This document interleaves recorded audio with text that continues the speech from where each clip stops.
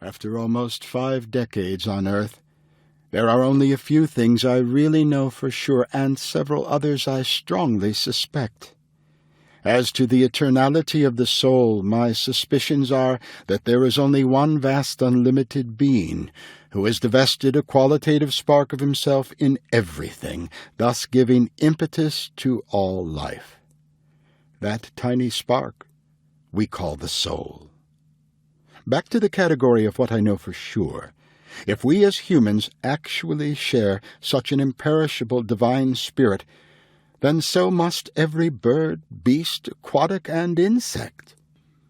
Therefore, equal concern, compassion, respect, and stewardship must be shown to each and every one of God's creations, irrespective of any bodily designation or cultural prejudice. In the West, we love our dogs, and thus lavish them with every conceivable accoutrement of modern society, while the cow, who acts as the second mother of man, freely giving not only milk, but also a host of wonderful byproducts, including butter, cream, cheese, yogurt, and ice cream, is unilaterally bred in the most deplorable conditions, and then heartlessly slaughtered, only to satisfy some vague, acculturated societal taste, and, of course, fill the pockets of a few ruthless cattlemen intent upon making their living at the cost of these wonderful, wide-eyed, unquestionably helpful, loving creatures.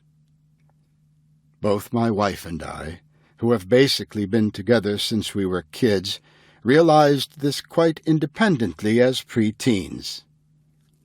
Since that time, our youthful convictions have become not only a way of life for our children, grandchildren, and close friends, but also a timely cause to be espoused, publicized, and sacrificed for, to the degree that we as two ordinary people can do.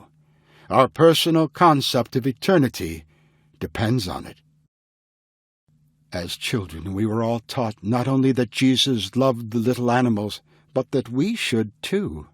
Reminders of that primary tenet were everywhere. Trips to local petting zoos, stories read aloud of happy baby bunnies, goats, chicks, and pigs. Hands-on lessons in kitty care, and, of course, unabashed dog-loving.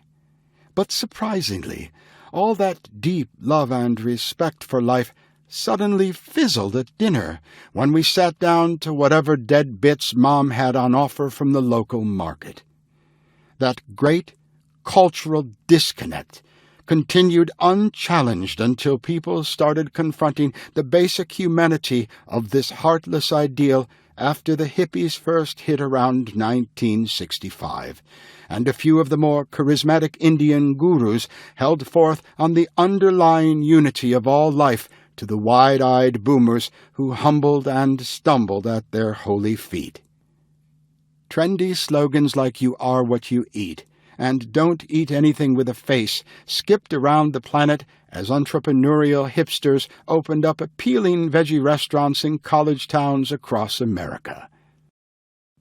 So many years later, you can easily eat vegan on airplanes or buy tofu pups in just about any supermarket. And now a new generation has embraced the basic common sense of eating low on the food chain while philosophically shooting for the stars. I once worked as an actor portraying both the marvelous, magical Burger King and Ronald McDonald for the twin forces of corporate-mandated animal genocide, doing business under the banner of good value and family fun. My position is that they offer neither, by flogging their murderous fare to the experience-hungry youth of the world. It is a shame, deepened with each bloody burger sold and every thoughtless bite taken by the consumer. Innocent in the beginning, perhaps, but now, after so much rolling rhetoric out there on animal ethics and the medical perils of a flesh-based diet, we would hope people might soon come around to the view that in the sweet abundance of life that surrounds us there is no longer any place for the propagation of our parents' staid meat and potatoes manifesto. Let's try and define life, our lives, by a deep, unconditional love, rather than succumbing to the one-eyed monster of avarice marauding through our culture, overturning young lives and souring old ones by numbing us to the needless suffering of our fellow creatures in the name of simple commerce. In the end, it is fairly easy to see that quite a bit of what we currently covet here in America really adds up to nothing when held up against our values of love, compassion, and the innate beauty of all life.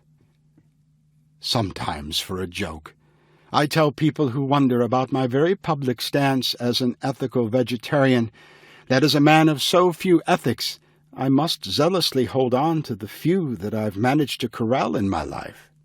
All kidding aside, this is painfully true.